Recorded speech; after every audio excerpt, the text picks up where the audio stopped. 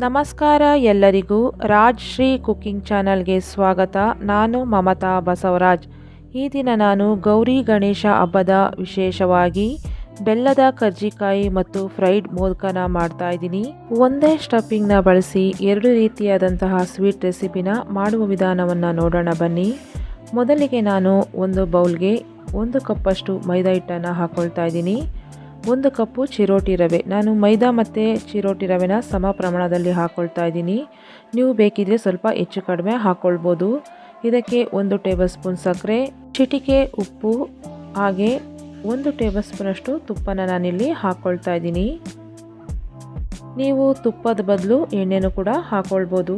ಇವಾಗ ನಾವು ಇದನ್ನೆಲ್ಲ ಸೇರಿಸ್ಕೊಂಡು ಸರಿಯಾಗಿ ಹಿಟ್ಟು ಮತ್ತು ತುಪ್ಪನ ಚೆನ್ನಾಗಿ ಮಿಕ್ಸ್ ಮಾಡ್ಕೊಳ್ಬೇಕು. ತುಪ್ಪ ಮತ್ತು ಹಿಟ್ಟು ಸರಿಯಾಗಿ ಹೊಂದ್ಕೊಳ್ಳೋವರೆಗೂ ನಾವು ಚೆನ್ನಾಗಿ ಮಿಕ್ಸ್ ಮಾಡ್ಕೊಳ್ಬೇಕು. ಈ ರೀತಿ ಮಿಕ್ಸ್ ಮಾಡಿಕೊಂಡು ನಾವು ಕರ್ಜಿಕಾಯಿನ ಮಾಡ್ಕೊಳ್ಳೋದ್ರಿಂದ ಕರ್ಜಿಕಾಯಿ ತುಂಬಾ ಸಾಫ್ಟಾಗಿ ಕ್ರಿಸ್ಪಿಯಾಗಿ ಚೆನ್ನಾಗಿ ಬರುತ್ತೆ. ನೋಡಿ, ಈ ರೀತಿ ಹಿಟ್ಟನ್ನ ಮಾಡಿದಾಗ ಈ ರೀತಿ ಉಂಡೆ ರೀತಿ ಬರಬೇಕು. ಅಲ್ಲಿವರೆಗೂ ನಾವು ಮಿಕ್ಸ್ ಮಾಡ್ಕೊಂಡು ಆದಮೇಲೆ ಇದಕ್ಕೆ ಸ್ವಲ್ಪನೇ ನೀರನ್ನು ಹಾಕ್ಕೊಂಡು ಸಾಫ್ಟಾಗಿ ಕಲಿಸ್ಕೊಳ್ಬೇಕು. ನೀವು ಚಪಾತಿ ಹಿಟ್ಟು ಕಲಿಸ್ಕೊಳ್ತೀರಲ್ಲ, ಅದಕ್ಕಿಂತನೂ ಸ್ವಲ್ಪ ಸಾಫ್ಟಾಗೇ ಕಲಿಸ್ಕೊಳ್ಳಿ. ನಾವು ಚಿರೋಟಿ ರವೆ ಹಾಕಿರೋದ್ರಿಂದ ಸ್ವಲ್ಪ ಸಮಯ ನೆಂದ ಮೇಲೆ ಹಿಟ್ಟು ಗಟ್ಟಿಯಾಗತ್ತೆ. ಅದಕ್ಕೇ ಸ್ವಲ್ಪ ಸಾಫ್ಟಾಗೇ ಕಲಿಸ್ಕೊಳ್ಬೇಕು. ಈ ರೀತಿ ನೀವು ಕರ್ಜಿಕಾಯಿನ ಹಬ್ಬಗಳಿಗೆ ಮಾಡಿಕೊಂಡ್ರೆ ತುಂಬಾ ಚೆನ್ನಾಗಿರುತ್ತೆ. ಅದರಲ್ಲೂ ಇವಾಗ ಗಣೇಶ ಗೌರಿ ಹಬ್ಬ ಬರ್ತಾ ಇದೆ. ನೀವು ಇದೇ ರೀತಿ ಕರ್ಜಿಕಾಯಿ ರೆಸಿಪಿನ ಮಾಡ್ಕೊಳ್ಳಿ, ತುಂಬಾ ಸೂಪರಾಗಿರುತ್ತೆ. ದೇವರ ನೈವೇದ್ಯಕ್ಕಂತೂ ತುಂಬಾ ಪರ್ಫೆಕ್ಟ್ ಆಗಿರುತ್ತೆ. ಇವಾಗ ನೋಡಿ, ಈ ರೀತಿ ಸಾಫ್ಟಾಗಿ ಚೆನ್ನಾಗಿ ಕಲಿಸ್ಕೊಂಡಾದಮೇಲೆ ಸರಿಯಾಗಿ ಒಂದು ಸರಿ ನಾದ್ಕೊಳ್ಳಿ.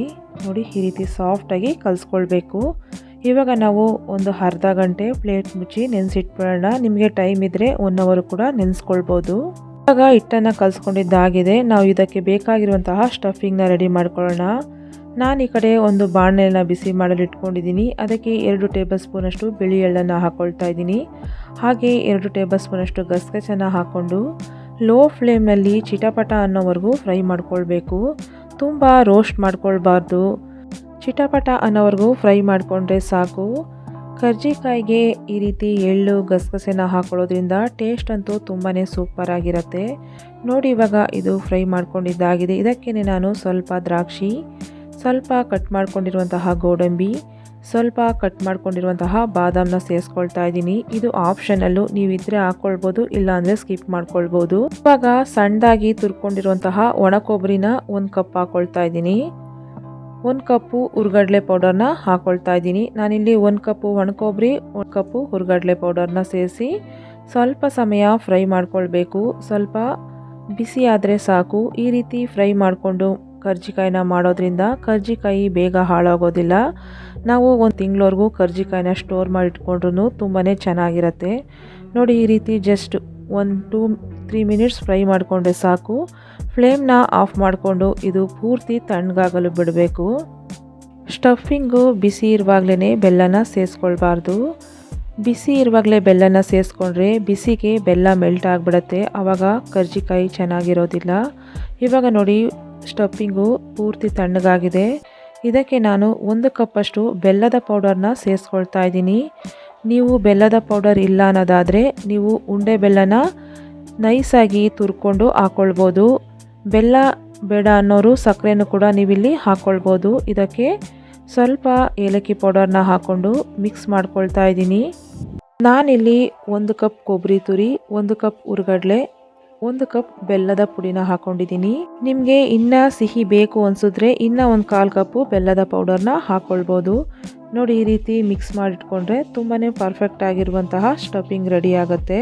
ನಾವಿಲ್ಲಿ ಕೊಬ್ಬರಿ ಮತ್ತು ಬೆಲ್ಲನ ಮಿಶ್ರಣ ಮಾಡಿ ಮಾಡ್ತಾ ಇರೋದ್ರಿಂದ ತುಂಬಾ ಆರೋಗ್ಯಕರವಾಗಿರುತ್ತೆ. ನೋಡಿ, ಇವಾಗ ಸ್ಟಫಿಂಗು ಕೂಡ ರೆಡಿ ಆಗಿದೆ. ಈ ಕಡೆ ನಾವು ಕಲಸಿಟ್ಕೊಂಡಿರುವಂತಹ ಹಿಟ್ಟು ಕೂಡ ಸಾಫ್ಟಾಗಿ ಚೆನ್ನಾಗಿ ನೆಂದಿದೆ. ನೋಡಿ, ಎಷ್ಟು ಚೆನ್ನಾಗಿ ಸಾಫ್ಟಾಗಿದೆ ಅಂತ ಹಿಟ್ಟು. ಈ ರೀತಿ ಕಲಿಸ್ಕೊಂಡು ನೀವು ಕರ್ಜಿಕಾಯಿ ಅಥವಾ ಮೋದಕನ ಮಾಡಿಕೊಂಡ್ರೆ ತುಂಬಾ ಪರ್ಫೆಕ್ಟಾಗಿ ಚೆನ್ನಾಗಿ ಬರುತ್ತೆ. ತುಂಬಾ ಕ್ರಿಸ್ಪಿಯಾಗಿ ಸಾಫ್ಟಾಗೂ ಕೂಡ ಬರುತ್ತೆ. ಇವಾಗ ನಾವು ಸರಿಯಾಗಿ ಒಂದು ಸರಿ ನಾದ್ಕೊಳ್ಳೋಣ ಹಿಟ್ಟನ್ನು. ಚೆನ್ನಾಗಿ ನಾದೋದ್ರಿಂದ ನಿಮಗೆ ಕರ್ಜಿಕಾಯಿ ತುಂಬಾ ಕ್ರಿಸ್ಪಿಯಾಗಿ ಚೆನ್ನಾಗಿ ಬರುತ್ತೆ. ನಾವು ಚಿರೋಟಿ ರವೆನ ಹಾಕಿರೋದ್ರಿಂದ ನೀವು ತುಂಬ ದಿನಗಳವರೆಗೂ ಕರ್ಜಿಕಾಯಿನ ಸ್ಟೋರ್ ಮಾಡಿ ಇಟ್ಕೊಂಡ್ರೂ ಕೂಡ ಕರ್ಜಿಕಾಯಿ ಮೆತ್ತಗಾಗೋದಿಲ್ಲ, ಗರಿಗರಿಯಾಗಿಯೇ ಇರುತ್ತೆ. ಇವಾಗ ನೋಡಿ ಹಿಟ್ಟನ್ನು ಸರಿಯಾಗಿ ನಾದ್ಕೊಂಡಾದಮೇಲೆ ನಾನು ಈ ರೀತಿ ಸಣ್ಣ ಸಣ್ಣ ಉಂಡೆಗಳನ್ನಾಗಿ ಮಾಡ್ಕೊಳ್ತಾ ಇದ್ದೀನಿ. ನಾನು ಈ ದಿನ ಕರ್ಜಿಕಾಯಿನ ಪದರವಾಗಿ ಮಾಡ್ಕೊಳ್ತಾ ಇದ್ದೀನಿ. ನೀವು ಬೇಕಿದ್ರೆ ಸಿಂಗಲಾಗೂ ಕೂಡ ಮಾಡ್ಕೊಳ್ಬೋದು. ಈ ರೀತಿ ಪದರವಾಗಿ ಮಾಡ್ಕೊಳ್ಳೋದ್ರಿಂದ ಕರ್ಜಿಕಾಯಿ ಇನ್ನು ತುಂಬಾ ಸಾಫ್ಟಾಗಿ ಕ್ರಿಸ್ಪಿಯಾಗಿ ಚೆನ್ನಾಗಿರುತ್ತೆ. ತಿನ್ನೋದಕ್ಕೂ ಕೂಡ ತುಂಬಾ ಚೆನ್ನಾಗಿರುತ್ತೆ. ಇವಾಗ ನೋಡಿ ನಾನು ಚಪಾತಿ ಹಿಟ್ಟು ಥರ ಲಟ್ಟಿಸ್ಕೊಳ್ತಾ ಇದ್ದೀನಿ. ನಾನು 4 ಲೇಯರಲ್ಲಿ ಮಾಡ್ಕೊಳ್ತಾ ಇದ್ದೀನಿ. ನೀವು ಬೇಕಿದ್ರೆ 4 ಲೇಯರ್ ಕೂಡ ಮಾಡ್ಕೊಳ್ಬೋದು, ಇಲ್ಲ 5 ಲೇಯರ್ ಆದರೂ ಮಾಡ್ಕೊಳ್ಬೋದು. ಈ ರೀತಿ ಮಾಡಿಕೊಂಡ್ರೆ ತುಂಬಾ ಚೆನ್ನಾಗಿರುತ್ತೆ. ನೋಡಿ ಈ ರೀತಿ ಚಪಾತಿ ಥರ ಲಟ್ಟಿಸ್ಕೊಂಡಾದಮೇಲೆ ನೋಡಿ ಈ ರೀತಿ ಚೆನ್ನಾಗಿ ಲಟ್ಟಿಸ್ಕೊಳ್ಳಿ ಚಪಾತಿ ಹಿಟ್ಟು ಥರ. ಇವಾಗ ನಾನು ಈ ಲೇಯರ್ಗೆ ಸ್ವಲ್ಪ ಎಣ್ಣೆನ ಹಾಕ್ಕೊಂಡು ಸ್ವಲ್ಪ ಇದ್ರ ಮೇಲೆ ಮೈದಾ ಹಿಟ್ಟನ್ನು ಉದುರಿಸ್ಕೊಳ್ತಾ ಇದ್ದೀನಿ. ಈ ರೀತಿ ಎಲ್ಲ ಲೇಯರ್ಗೂ ಎಣ್ಣೆ ಅಥವಾ ತುಪ್ಪನ ಹಾಕ್ಕೊಂಡು ಅದ್ರ ಮೇಲೆ ಸ್ವಲ್ಪ ಮೈದಾ ಹಿಟ್ಟನ್ನು ಹಾಕ್ಕೊಂಡು ಈ ರೀತಿ ನೀವು 4 ಲೇಯರ್ ಅಥವಾ 5 ಲೇಯರ್ ಮಾಡಿಕೊಂಡು ನೀವು ರೋಲ್ ಮಾಡ್ಕೊಳ್ಬೋದು. ನಾನಿಲ್ಲಿ 4 ಲೇಯರ್ ಮಾಡ್ಕೊಂಡಿದ್ದೀನಿ. ಜಾಸ್ತಿ ಸಮಯ ಏನು ಬೇಕಾಗಿಲ್ಲ, ತುಂಬಾ ಬೇಗನೆ ಮಾಡ್ಕೊಳ್ಬೋದು. ಇದೇ ರೀತಿ ಎಲ್ಲ ಲೇಯರ್ಗೂ ಹಾಕ್ಕೊಂಡು ರೆಡಿ ಮಾಡ್ಕೊಂಡಾದಮೇಲೆ ನೋಡಿ ಈ ರೀತಿ ರೋಲ್ನ ಮಾಡ್ಕೊಳ್ಳಿ. ಸ್ವಲ್ಪ ಟೈಟಾಗೇ ರೋಲ್ ಮಾಡ್ಕೊಳ್ಳಿ. ಈ ರೀತಿ ರೋಲ್ನ ಮಾಡಿಕೊಂಡು ನಿಮಗೆ ಯಾವ ಸೈಜಲ್ಲಿ ಬೇಕೋ ಆ ಸೈಜಲ್ಲಿ ಕಟ್ ಮಾಡಿಕೊಂಡು ಒಂದು ಬೌಲ್ಗೆ ಹಾಕಿ ಇಟ್ಕೊಳ್ಳಿ. ನೀವು ಕರ್ಜಿಕಾಯಿನ ಯಾವ ಸೈಜಲ್ಲಿ ಮಾಡ್ಕೊಳ್ತೀರೋ ಆ ಸೈಜ್ಗೆ ನೀವು ಹಿಟ್ಟನ್ನು ಕಟ್ ಮಾಡ್ಕೊಳ್ಬೋದು. ನೋಡಿ ನಾನು ಎಲ್ಲನೂ ಈ ರೀತಿ ಕಟ್ ಮಾಡಿಕೊಂಡು ಒಂದು ಬೌಲ್ಗೆ ಹಾಕಿ ಇಟ್ಕೊಂಡಿದ್ದೀನಿ. ನೋಡಿ ಈ ರೀತಿ ಪದರವಾಗಿ ಬಂದಿದೆ. ಇವಾಗ ಒಂದೊಂದೇ ಉಂಡೆಗಳನ್ನ ತಗೊಂಡು ನಾನು ಲಟ್ಟಿಸ್ಕೊಳ್ತಾ ಇದ್ದೀನಿ. ತುಂಬ ತೆಳುವಾಗೂ ಲಟ್ಟಿಸ್ಕೊಳ್ಬಾರ್ದು, ತುಂಬ ದಪ್ಪನೂ ಕೂಡ ಇರಬಾರ್ದು, ಮೀಡಿಯಮ್ ಆಗಿ ಲಟ್ಟಿಸ್ಕೊಳ್ಳಿ. ನೀವು ಒಂದೇ ಸರಿ ಈ ರೀತಿ ರೆಡಿ ಮಾಡಿಕೊಂಡು ಒತ್ತಿಟ್ಕೊಂಡ್ರೆ ತುಂಬಾ ಬೇಗನೆ ನೀವು ಕರ್ಜಿಕಾಯಿನ ಮಾಡ್ಕೊಳ್ಬೋದು. ನೋಡಿ ಈ ರೀತಿ ಒತ್ತಿಟ್ಕೊಂಡು ಸ್ಟಫಿಂಗ್ನ ಹಾಕ್ಕೊಂಡು ಕರ್ಜಿಕಾಯಿನ ರೆಡಿ ಮಾಡ್ಕೊಳ್ಳಿ. ನೀವು ಕೈಯಲ್ಲೂ ಕೂಡ ಮಾಡ್ಕೊಳ್ಬೋದು, ಇಲ್ಲ ಅಂದರೆ ಕರ್ಜಿಕಾಯಿ ಮೌಲ್ಡ್ಗಳಲ್ಲೂ ಕೂಡ ಮಾಡ್ಕೊಳ್ಬೋದು. ನಾನಿಲ್ಲಿ ಈ ದಿನ ಕರ್ಜಿಕಾಯಿ ಮೌಲ್ಡಲ್ಲಿ ಮಾಡ್ಕೊಳ್ತಾ ಇದ್ದೀನಿ. ಮೌಲ್ಡ್ಗೆ ಸ್ವಲ್ಪ ಎಣ್ಣೆ ಅಥವಾ ತುಪ್ಪನ ಸವರ್ಕೊಂಡು ನೀವು ಕರ್ಜಿಕಾಯಿನ ಮಾಡ್ಕೊಳ್ಬೇಕಾಗತ್ತೆ. ಹಾಗೆ ಮಾಡೋದ್ರಿಂದ ಅಂಟ್ಕೊಳ್ಳೋ ಚಾನ್ಸಸ್ ಇರುತ್ತೆ. ಇವಾಗ ನೋಡಿ ನಾನು ಲಟ್ಟಿಸ್ಕೊಂಡಿರುವಂತಹ ಹಿಟ್ಟನ್ನು ಅಲ್ಲಿ ಹಾಕ್ಕೊಂಡು ಇದಕ್ಕೆ ಸ್ಟಫಿಂಗ್ನ ಹಾಕ್ಕೊಳ್ತಾ ಇದ್ದೀನಿ.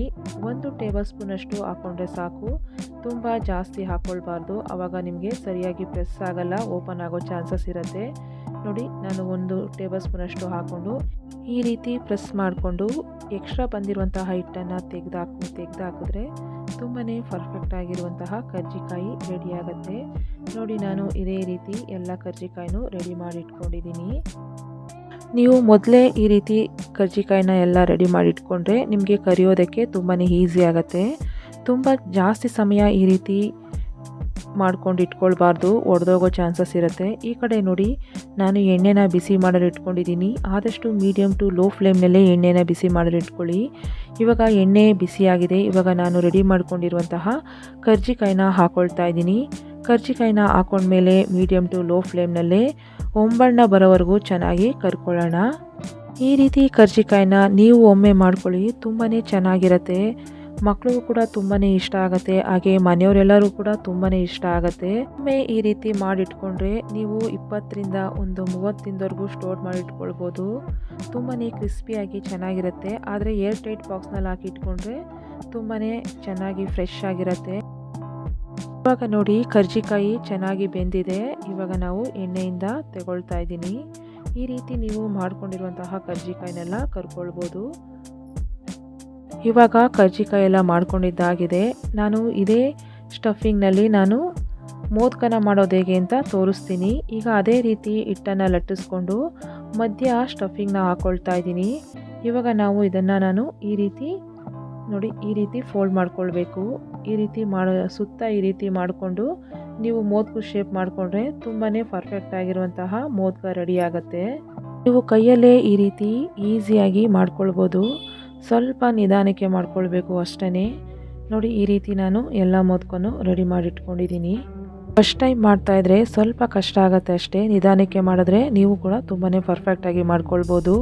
ಇವಾಗ ನಾನು ಕಾಯ್ದಿರೋ ಎಣ್ಣೆಗೆ ಹಾಕ್ಕೊಂಡು ಇದು ಅಷ್ಟೇ ಹೊಂಬಣ್ಣ ಬರೋವರೆಗೂ ಚೆನ್ನಾಗಿ ಕರ್ಕೊಳ್ಬೇಕು, ಗರ್ಗರಿ ಆಗೋವರೆಗೂ. ನೋಡಿದ್ರಲ್ಲ ಒಂದೇ ಸ್ಟಫಿಂಗ್ನ ಬಳಸಿ 2 ರೀತಿ ಸಿಹಿ ಖಾದ್ಯಗಳನ್ನ ಮಾಡೋದು ಹೇಗೆ ಅಂತ. ನೀವು ಕೂಡ ಗೌರಿ ಗಣೇಶ ಹಬ್ಬಕ್ಕೆ ತುಂಬಾ ಪರ್ಫೆಕ್ಟಾಗಿ ಇದೇ ರೀತಿ ಮೋದಕ ಮತ್ತು ಕರ್ಜಿಕಾಯಿ ರೆಸಿಪಿನ ಮಾಡ್ಕೊಳ್ಳಿ, ತುಂಬಾ ಚೆನ್ನಾಗಿರುತ್ತೆ. ನಾನಿವಾಗ ಕರ್ಜಿಕಾಯಿ ಮೋದಕ ಎಲ್ಲ ಮಾಡ್ಕೊಂಡಿದ್ದಾಗಿದೆ. ನೋಡಿ, ಇವಾಗ ನಾನು ಕರ್ಜಿಕಾಯಿನ ಮುರಿದು ಕೂಡ ತೋರಿಸ್ತಾ ಇದ್ದೀನಿ. ಎಷ್ಟು ಕ್ರಿಸ್ಪಿಯಾಗಿ ಸಾಫ್ಟಾಗಿ ಚೆನ್ನಾಗಿ ಬಂದಿದೆ ಅಂತ. ತುಂಬಾ ಸೂಪರಾಗಿ ಬಂದಿದೆ. ಮತ್ತಷ್ಟು ರೆಸಿಪೀಸ್ಗಾಗಿ ನಮ್ಮ ಚಾನಲ್ನ ಸಬ್ಸ್ಕ್ರೈಬ್ ಮಾಡ್ಕೊಳ್ಳಿ. Thank you.